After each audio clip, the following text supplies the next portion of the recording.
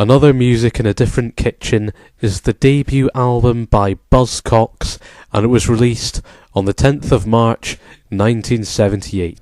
Originally formed in 1976, this Manchester-based band first consisted of Howard Devoto on vocals, Pete Shelley on guitar, Garth Davis on bass, and John Marr on drums. These gentlemen made history in 1977 when they recorded their 4-track demo tape, Spiral Scratch. This event made Buzzcocks one of the very first punk groups to establish an independent record label just like that. However, the punk movement was largely getting stale by the end of '77, and for this reason, lead singer Howard Devoto decided to leave the band and form the post-punk outfit Magazine. Now, guitarist Pete Shelley was left to take over as lead vocalist, but continued to play guitar as well. In this new lineup, John Marr remained on the drum throne, whilst unreliable bassist Garth Davis was sacked and replaced with Steve Diggle. However, things changed around again just before the recording of Buzzcocks' debut album, when it was decided that Diggle would play guitar and new recruit Steve Garvey would play bass. Another Music in a Different Kitchen got to 15 in the UK and was well received by critics for its innovation during a time when punk music was getting really dull and formulaic. It still receives praise to this day for that very reason, and writer David Quantick has said that Another Music in a Different Kitchen is his favourite album of all time.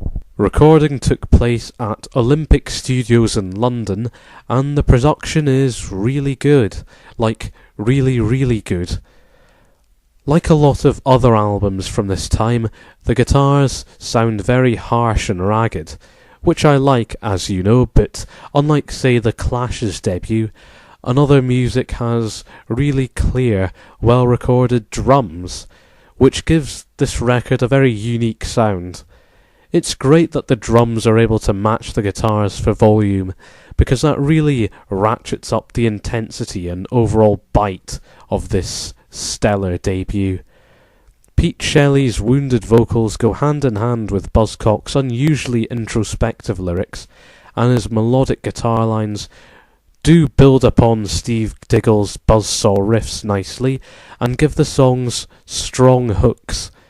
The rhythm section of Steve Garvey and John Marr is also top-notch, as they're able to conquer simple songs like No Reply and I Don't Mind, but also venture into more complex fare, such as in the epic closer, Moving Away from the Pulse Beat. No music videos were made for any of these songs, but because I Don't Mind was a successful single, Buzzcocks appeared on Top of the Pops to perform it. This wouldn't be the last time they'd go on that stage.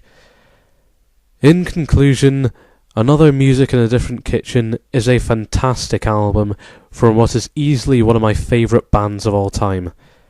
Although 1978 was a bit of a transitional year for punk, with some artists taking it in a more mainstream direction and creating new wave, and others making it into a darker, more eclectic genre that would come to be known as post-punk, Buzzcocks, on the other hand, still made a straight-up punk record, albeit one with a lot more variety and imagination than ones before it.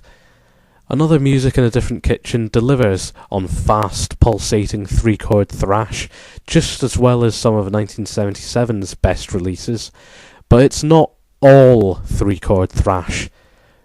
The album never gets repetitive or boring, as there are also a few slower tracks, and the incredibly intricate closer, Moving Away from the Pulse Beat, which features an amazing performance from drummer John Marr. Add to this lots of hook-laden, interwoven guitar lines and really down-to-earth lyrics, and you've got a flawless punk album. Highly, highly recommended.